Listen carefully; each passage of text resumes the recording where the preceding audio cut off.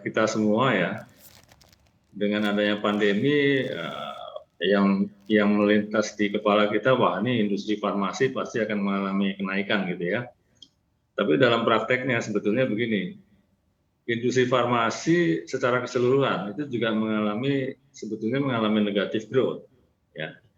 Jadi kalau saya bagi misalkan ethical itu kurang lebih minus 9%, kemudian ada OTC minus hampir 2%, dan kemudian dari kategori generik itu malah minusnya 10% secara keseluruhan ya.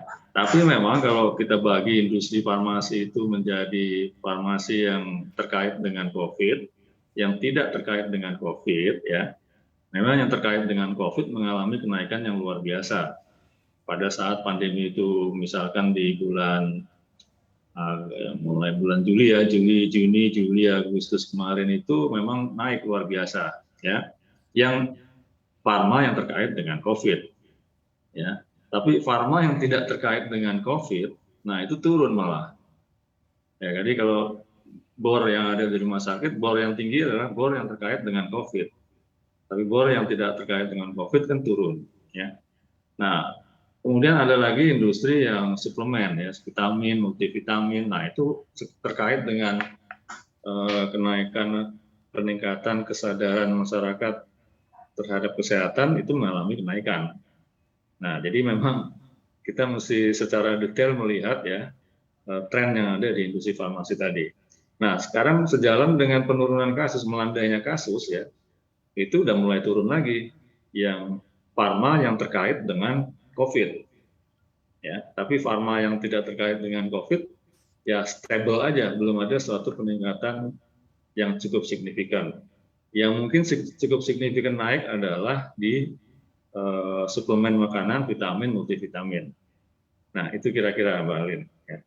Seperti itu pemetaannya Pak ya, berarti penjualan Ya. obat yang meningkat signifikan saat pandemi ini yang terkait dengan COVID, tapi begitu COVID-nya landai COVID, juga ternyata betul. tidak diiringi juga nih ya obat-obatan non-COVID, bukan berarti kemudian juga rebound seperti itu ya Pak Arief. Ya, betul. Secara spesifik obat-obat apa nih Pak yang cukup signifikan kenaikannya? Baik, kalau di kami ada memproduksi beberapa obat yang terkait dengan COVID di Indofarma ini ya. Iya. Jadi yang pertama adalah oseltamivir misalkan, mungkin pernah dengar ya, oseltamivir. Kemudian ada lagi yang kemarin juga sempat lagi hits yaitu ivermectin ya. Kemudian juga ada lagi favipiravir. Nah, obat-obat itu tadi adalah obat yang baik bisa digunakan di rumah sakit maupun yang bisa digunakan kalau pasien itu isoman. Nah, ada lagi satu lagi yaitu remdesivir. Remdesivir ini mesti dicampur dengan infus, jadi hanya bisa digunakan di rumah sakit. Nah, terkait dengan melandainya COVID ini, yang paling berdampak adalah obat-obatan obat COVID yang digunakan di rumah sakit. Karena bornya turun kan, bornya turun otomatis yang contohnya seperti remdesivir ya cukup signifikan juga itu penurunannya. Tapi kalau yang digunakan untuk isoman ya di rumah-rumah itu ya turun juga sebetulnya, cuman tidak sesignifikan yang obat-obat yang digunakan di rumah sakit. Ya. Nah, terkait dengan kontribusi daripada obat-obat yang terkait dengan COVID di INAP, ya kurang lebih hampir 50% ya kontribusi penjualannya. Nah, ini juga kita juga sedang meningkatkan penjualan di segmen suplemen multivitamin ya, untuk nanti mengantisipasi memang kalau memang COVID ini memang melandai terus, dan alhamdulillah kita juga nggak berharap COVID naik ya, COVID kita harapkan juga turun terus gitu ya. Ya, kurang lebih itu Mbak Ali. Kontribusi untuk segmen suplemen ini sejauh ini berapa persen Pak? Kita masih belum terlalu besar, itu kita kurang lebih di angka 15-17% lah.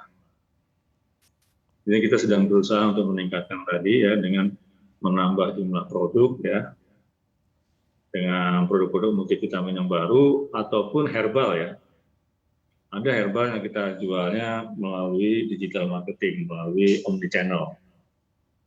Oke, targetnya untuk kontribusi dari segmen suplemen ini nanti akan bisa berapa persen, Pak? Ya, kita tahun ini kita targetkan secara realistis mungkin ya 19-20% lah, Mbak. Untuk informasi lebih lengkap dan berita terkait, jangan lupa klik link di deskripsi. Install juga aplikasi CNBC Indonesia di App Store maupun di Play Store dan please subscribe ya guys.